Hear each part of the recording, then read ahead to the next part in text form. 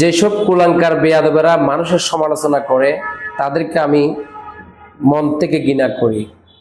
যারা নিজেকে নিজে বড় মনে করে মানুষের বদনামি গিফত করে, খুবই খারাপ লোকেরা। এদের আশেপাশে চলাফেরা করাটাই কি আমি মনে করি ঠিক না। অতএব বলবো, আশেপাশে গ্রামে গঞ্জে একজন আরেকজনের বিরুদ্ধে যারা আপনারা গিফত করেন, গিফত যে কত খারাপ জিনিস।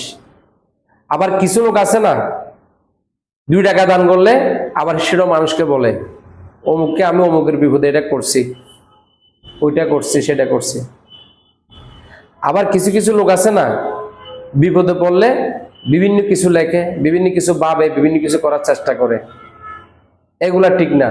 আরে বিপদ আপনারও আসতে পারে, আমারও আসতে পারে, আরেকজন আসতে পারে। এই জন্য বললাম, মানুষের বিপদে আপদে উল্টাপাল্টা চিন্তা না করে, মানুষের সম্পর্কে গিফত না করে, নিজে কেমন আছেন, নিজের এখানে বাসগন্ধ আছে কিনা সেগুলো আগে ভাববেন, তখন মানুষের গিফত গাইবেন। এজন্য আমি যারা এইসব গিফত করে তাদেরকে কুলাঙ্কার ডাকি। কথা বুঝেন নাই তো?